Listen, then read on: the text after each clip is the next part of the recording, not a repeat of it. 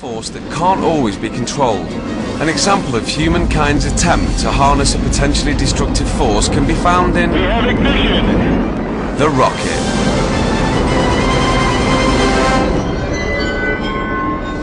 In terms of harnessing energy, I know of nothing more powerful than the rockets that we have today.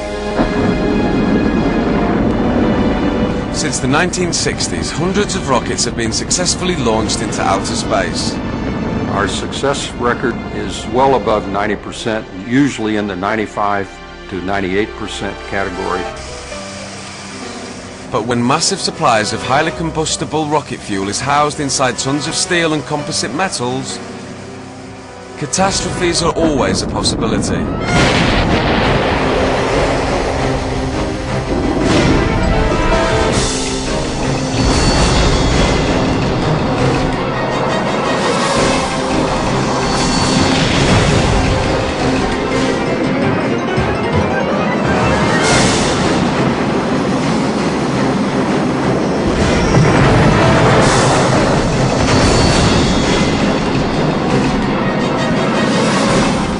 Rockets are a risky business, and a lot of time and energy is put into trying to be sure that we don't have a bad day and ending up in a failure.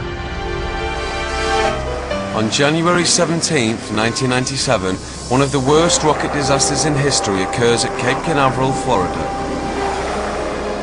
On Launch Pad 17A, the Delta II rocket, carrying an $81 million satellite. 3, 2, 1, 0. We have ignition and liftoff from Cape Canaveral Air Station of the Air Force Delta II launch vehicle carrying the new GPS-2R satellite.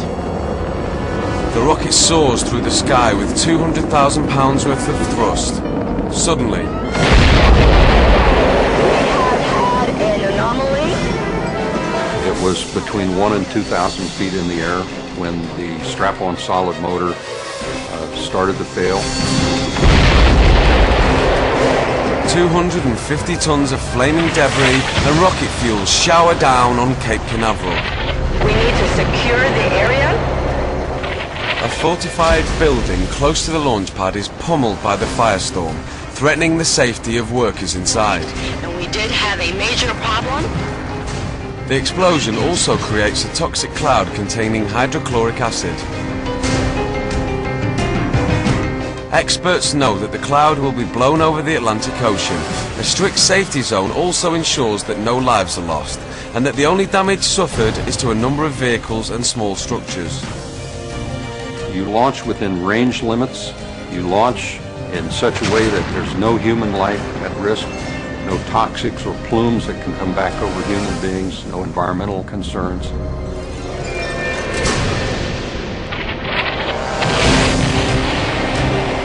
Again, in 1998, a new rocket, the Delta III, prepares for its very first launch.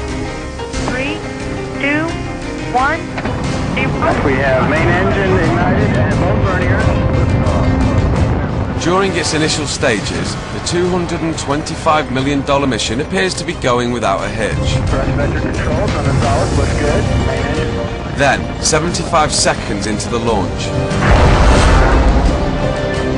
We have all three airless solids ignited. the destruction occurs when the Delta III begins veering dangerously off course. Safety officers quickly send a destruct signal to destroy the rocket before it crashes back to Earth. When a rocket such as Delta III explodes, you see the pieces of the burning propellant streaming down and actually called firebrands. In the case of Delta III, they fell into the ocean and they were not a harm to anyone.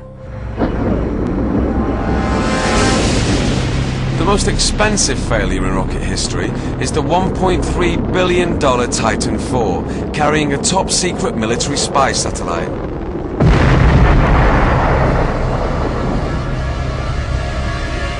"900 tons of flaming rocket fuel and debris fall into the Atlantic.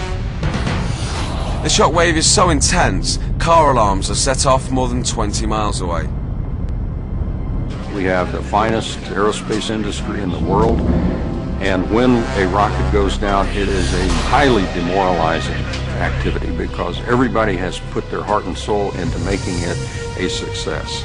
3, 2, 1, 0. We have main engine ignited and both verniers. Lift off. Fortunately, the successes of the American rocket program far outweigh the failures. The Delta II, Delta III, and Titan IV are exceptions. Reminders of the risks that must be faced as humankind continues to harness the power of explosions.